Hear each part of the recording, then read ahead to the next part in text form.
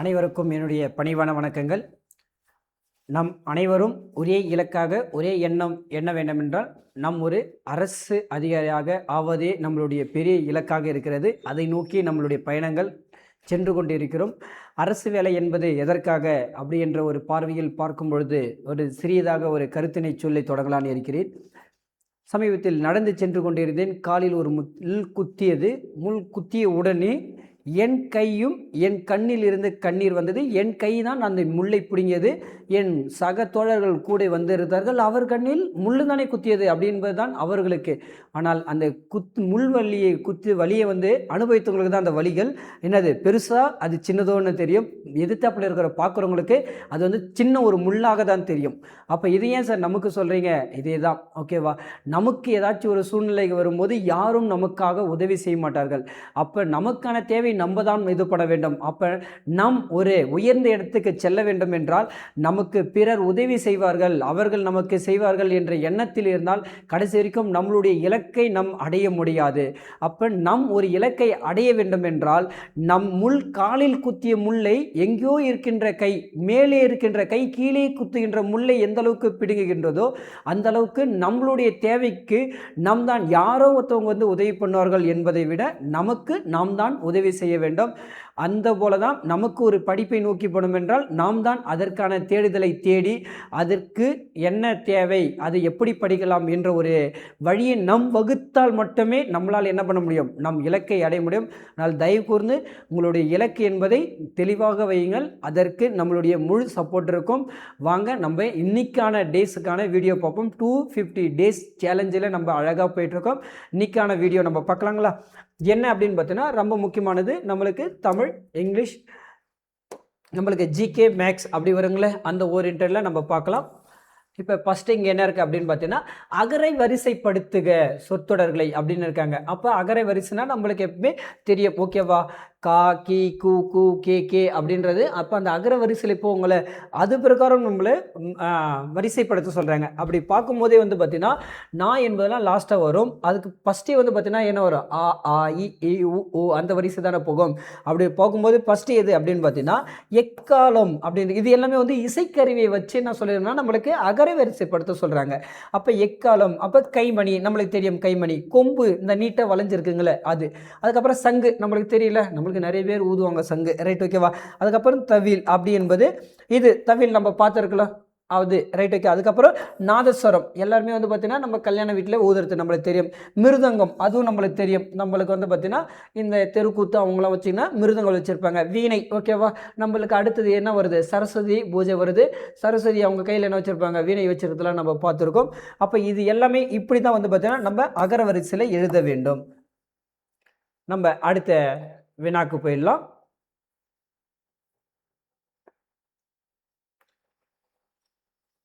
அடுத்த வினால என்ன சொல்லி பார்த்தீங்கன்னா தவறான பொருளை பொருந்தியது எது அப்படின்னு கேட்டிருக்காங்க, ஓகேவா? அலுவலகத்தின் கலை சொல்கள் அப்படின்னு இருக்காங்க. தவறானது எது அப்படின்னு இருக்காங்க. அப்படின்னா ப்ரோனோட் அப்படி என்பது பார்த்தீங்கன்னா ஒப்புச்சீட்டு. அப்போ இது சரிதான். அடுத்து ரசீதி என்றால் நம்ம எதனா ரசீதி கொடுப்பாங்களே, எதனா பேர் நம்ம எதனா ஒரு பில் பே பண்ணுறோன்னா அதுக்கு ஒரு ரசீது தராங்களே, அதுக்கு பற்றுச்சீட்டு என்பது கரெக்டு தான், ஓகேவா? அடுத்தது பாஸ்போர்ட் என்பது கடவுச்சீட்டு என்பதும் என்னது கரெக்டு தான். நம்ம பாஸ்போர்ட்லாம் எடுப்போங்களே அதுக்கு பேர் என்ன சொல்லுவாங்கன்னா கடவுச்சீட்டுன்னு சொல்லுவாங்க. அதுக்கு அடுத்து என்பதுனா அப்போ இதுவும் கரெக்டு. அவங்க என்ன கேட்டிருக்காங்க? தவறானது எதுன்னு கேட்டிருக்காங்க. அப்போ தவறானது என்ன என்பதுனா விசிட்டிங் கார்டு அப்படின்னு இருக்குது. அது வர்த்தக சீட்டுன்றாங்க. வர்த்தக சீட்டுன்றது தவறு, ஓகேவா? ஏன் அப்படின்னு பார்த்தீங்கன்னா விசிட்டிங் கார்டு இப்போ நான் கூட என்ன பண்ணுறேன்னா, நீங்களோ யாராச்சும் நீங்கள் ஏதாச்சும் ஒரு தொழில் தொடர்றீங்க, இல்லை ஏதாச்சும் நீங்கள் உங்கள் பேரில் ஏதாச்சும் ஒரு கடைகளோ ஏதோ ஒரு கல்வி எஜுகேஷனோ இல்லை டியூஷன் சென்டரோ ஏதோ ஒன்று தொடங்குறீங்கன்னா அப்போ அது என்ன பண்ணிங்க உங்கள் பேரை போட்டு ஒருத்தவங்க கிட்ட கொடுப்பாங்க.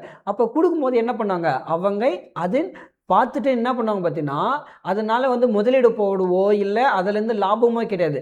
நம்ம கொடுக்கக்கூடிய விசிட்டிங் கார்டை பார்த்து என்ன பண்ணுவோன்னா நம்ம எந்த இடத்துல லொக்கேஷனில் நம்ம கொடுக்குறோமோ, எந்த அட்ரஸை போட்டு முகவரி எந்த முகவரியை போட்டு கொடுக்குறோமோ அந்த முகவரிக்கு என்ன பண்ணுவாங்க அவங்க வருவாங்க. அப்போ இதுக்கு என்னன்னு பார்த்தீங்கன்னா வருகை அட்டை அப்படின்னு சொல்லுவாங்க. வருகை சீட்டு. வருகை சீட்டுன்னா என்னது? அதை பார்த்துட்டு வருவாங்க. விசிட்டிங் கார்டை பார்த்துட்டு தானே வருவாங்க. அப்போ இது என்னன்னு பார்த்தீங்கன்னா வருகை சீட்டு என்பது கரெக்டு. வருகை சீட்டு தான் கரெக்டு. வர்த்தக அட்டை என்பது வணிகத்தை சார்ந்து போகக்கூடியது. அப்போ தவறானது கேட்டிருக்காங்க. இதுதான் தவறானது. ரொம்ப முக்கியம். கடந்த தேர்வில் இந்த பாஸ்போர்ட்ன்றதெல்லாம் கேட்டிருக்காங்க. ஓகேங்களா? பாஸ்போர்ட்டை கேட்டிருக்காங்க, ரசீது கேட்டிருக்காங்க. ரொம்ப முக்கியமானது, கேட்டுக்குங்க.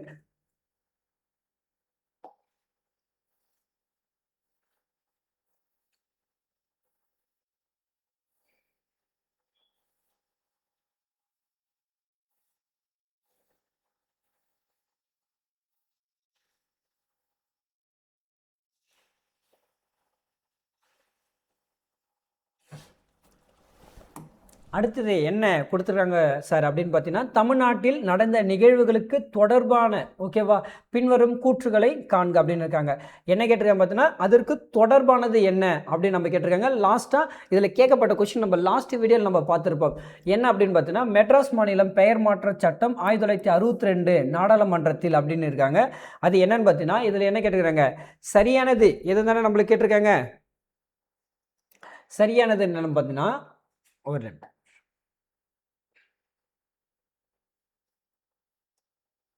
நம்மளுக்கு தமிழ்நாட்டில் நடந்த நிகழ்ச்சி, தமிழ்நாட்டுக்குள்ளே ஒரு நிகழ்ச்சி நடந்ததில்ல, அது வந்து எது சரி அப்படின்னு கேட்டிருக்காங்க. அப்போ என்னன்னு பார்த்தீங்கன்னா, மெட்ராஸ் மாநிலம் பெயர் மாற்றம் சட்டம் 1962 நாடாளுமன்றத்தில் நிறைவேற்றப்பட்டது அப்படின்னு நம்மளுக்கு கேட்டிருக்காங்க. அடுத்து வந்து பார்த்தீங்கன்னா, இது சரி. அதுக்கு அடுத்து பார்த்தீங்கன்னா, சிஎன் அண்ணாதுரை 1967ஆம் ஆண்டு முதலமைச்சராக பதவியேற்றார். இது தவறு. ரைட், ஓகேங்களா? அதுக்கப்புறம் என்னன்னு பார்த்தீங்கன்னா, சிஎன் அண்ணாதுரை 1968 மாநிலங்களால் தேர்ந்தெடுக்கப்பட்டார்.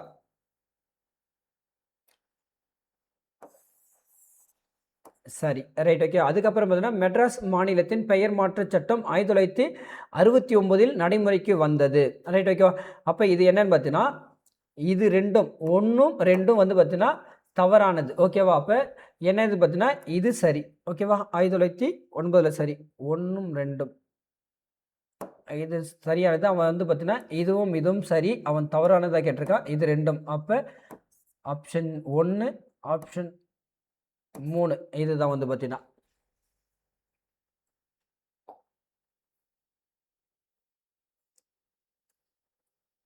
அடுத்தது நம்மளுக்கு என்னன்னு பார்த்தீங்கன்னா, இந்திய அரசியலமைப்பில் எந்த பகுதியின் அடிப்படையில் உரிமைகளை பற்றி குறிப்பிடப்படுகிறது அப்படின்னு இருக்காங்க. அப்போ உரிமையை பற்றி, அடிப்படை உரிமையை பற்றி சொல்லக்கூடியது எப்படின்னு பார்த்தீங்கன்னா, பார்ட் 3 ஓகேவா? பார்ட் 3ல தான் சொல்லியிருப்பாங்க. இது என்னன்னு பார்த்தீங்கன்னா, 12லேருந்து 35 வரைக்கும் ஆர்டிகல் சொல்லுவாங்க. பார்ட் 1ல் ஒன்றிய அரசை பற்றி சொல்லுவாங்க. 1 to 4. அடுத்தது இதில் என்னன்னு பார்த்தீங்கன்னா, 5 to 11 பார்ட் 2ல் வந்து நம்மளுக்கு சொல்லியிருப்பாங்க. ரொம்ப முக்கியமானது. நம்மளுக்கு அரசியலமைப்பை பற்றி கண்டிப்பாக என்ன வரும், கொஷின் வந்துட்டே தான் இருக்கும். அடுத்து, இந்தியாவில் பரப்பளவில் மிகப்பெரிய மாநிலம் எதுன்னு கேட்டிருக்காங்க. இந்தியாவிலே பரப்பளவில் பெரிய மாநிலம் எது அப்படின்னு பார்த்தீங்கன்னா, ராஜஸ்தான் தான் வந்து பார்த்தீங்கன்னா இந்தியாவிலே வந்து ஒரு பெரிய மாநிலமாக இருக்குது. Right, okay. அப்போ உத்தரப்பிரதேசம் எதில் சார் அப்படின்னு பார்த்தீங்கன்னா, மக்கள் தொகையில் அதிகம் கொண்ட மாநிலம் எதுன்னு பார்த்தீங்கன்னா உத்தரப்பிரதேசம். அதே வந்து பார்த்தீங்கன்னா மகாராஷ்டிரா என்ன அப்படின்னு பார்த்தீங்கன்னா ஜிடிபி. ஓகேவா? இதில் வந்து பார்த்தீங்கன்னா முதலிடம் வகிக்கக்கூடியது எதுன்னு பார்த்தீங்கன்னா மகாராஷ்டிரா. அப்போ 2வது இடத்துல யார் சார் இருக்குது? இது வந்து ஃபர்ஸ்ட் பிளேஸு. செகண்ட் பிளேஸில் யார் இருக்குது அப்படின்னு பார்த்தீங்கன்னா தமிழ்நாடு. Right, okay. இப்போ உங்களுக்காக ஒரு கொஷின், இந்தியாவில் பரப்பளவில் மிகப்பெரிய மாநிலம் எதுன்னு கேட்டுறாங்க, ராஜஸ்தான். உங்களுக்கு 2 கொஷின் கேட்குறேன். மிக சிறிய மாநிலம் எது, அதுக்கப்புறம் தமிழ்நாடு எத்தனாவது இடத்துல இருக்குது அப்படின்றத மறக்காமல் கமெண்ட் பாக்ஸில் கமெண்ட் பண்ணுங்கள். ரைட், ஓகேங்களா? தமிழ்நாடு உங்களுக்கு பிடிச்சிருந்தா அப்படி தமிழ்நாடுன்னு சொல்லி ஒரு ட்ரை பண்ணி என்ன பண்ணுறீங்க, கமெண்ட் பண்ணுறீங்க. அடுத்தது என்னன்னு பார்த்தீங்கன்னா ரொம்ப முக்கியமானது. என்ன சொல்லுங்க பார்த்தீங்கன்னா, ஒரு எண்ணில் 25% 60 எண்ணில் அந்த எண்ணின் மதிப்பு என்ன அப்படின்னு இருக்காங்க. ஒரு எண் ஓகேவா? இஃப் த 25% நம்பர் வந்து பார்த்தீங்கன்னா 60 அப்படின்னு இருக்காங்க. ரொம்ப சிம்பிளான ஒரு விஷயம் என்னன்னு பார்த்தீங்கன்னா 25%. அப்போ பர்சன்டேஜ் என்னது 100. அப்போ இங்கே பர்சன்டேஜ் எவ்வளோ சொல்லியிருக்காங்க, வேல்யூ 16 இருக்காங்க. அப்போ நல்லா பார்த்துங்க, 25% இதுவாகும் போது அப்போ என்னது நேர்மாறல் மாரி இருக்கா? அப்போ நேர்மாறல் என்ன பண்ணணும், இங்கே இருக்கிறத இது தலைகீழ் அப்படியே நம்ம போட்டுக்கணுமா? போட்டோன்னா என்ன வரும், பர்சன்டேஜ் இன்க்ரீஸ் ஆகும்போது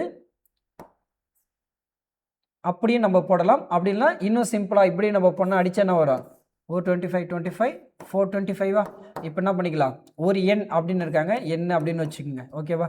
அப்போ x ஈக்குவல் டு இந்த சைடில் போனால் என்ன வரும், 60/4 வரும். ஓகேங்களா? சாரி, இங்கே டிவைடில் இருக்குது, ஈக்குவல் இருந்தாலும் சைடில் போகும்போது என்னவா மாறும், சரி ஒரு நிமிஷம். என்னன்னா ஒரு எண்ணின் 25% என்பது ஓகேவா இன்ட்டு 25% என்பது 60 அப்படின்னு இருக்காங்க. அப்போ என்னன்னு பண்ணலாம் 25/100 இன்ட்டு எக்ஸ் 60.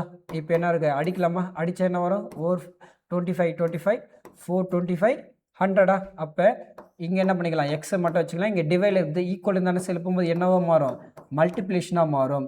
அப்போ மல்டிப்ளிகேஷன் பண்ண என்ன வரும் 40024 ஓகேங்களா? அப்போ ஆப்ஷன் சி தான் இதுக்கு கரெக்டான ஆன்சர்.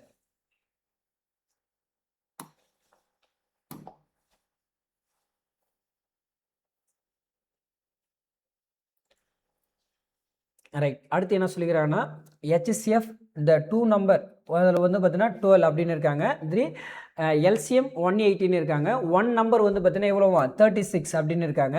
அதர் 1 நம்பர் அப்படின்னு கேட்குறாங்க. நல்லா பார்த்துங்க. அப்போ 2 நம்பர் கொடுத்துட்டு இரு எண்களின் மீப்போவா 2 எண்களுடைய HCF 12 அதோடைய LCM 180 அப்படின்னு இருக்காங்க. அதில் ஒரு நம்பர் 36ன்றாங்க. இன்னொரு எண் என்ன அப்படின்னு கேட்குறாங்க. ரொம்ப சிம்பிள் தான். என்னன்னு பார்த்தீங்கன்னா x into y first number second number into LCM into HCF right ஓகேங்களா? அப்போ ஒரு நம்பர் எவ்வளோன்னு கொடுத்துருக்காங்க நம்மளுக்கு கொடுத்துட்றாங்க பாருங்க. ஒரு எண் எவ்வளோ 36 into y LCM எவ்வளோ கொடுத்துருக்காங்க 180 into HCF 12. என்ன பண்ணிக்கலாம்னு பார்த்தீங்கன்னா ஒய்யை மட்டும் இங்கே வச்சுப்போம். அப்போ இந்த 36 இன்ட்டில் இந்த சைடில் பண்ண ஆகும் டிவைடாக மாறும். அடித்தா என்ன வருங்க 3 வருமா? 3ஆல் அடித்தா மறுபடியும் என்ன வரும் 6. இந்த ஒரு 0 போட்டுக்கலாமா? அப்போ இன்னொரு எண் எவ்வளோங்க 60.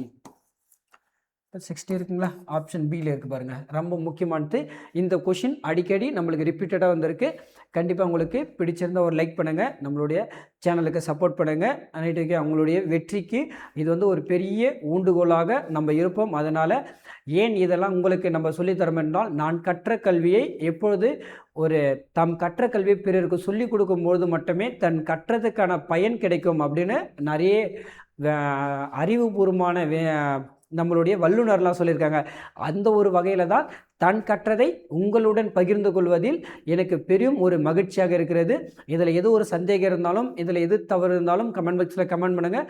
மறக்காமல் நம்மளுடைய சேனலுக்கு சப்போர்ட் பண்ணுங்கள். உங்களுக்கு வேறு எது மாதிரி கொஷின் வேணும்ன்றதும் நீங்கள் சொன்னீங்கன்னா அதுக்கு ஏற்ற மாதிரி உங்களுக்கும் தருவதற்கு நாங்கள் தயாராக இருக்கோம்.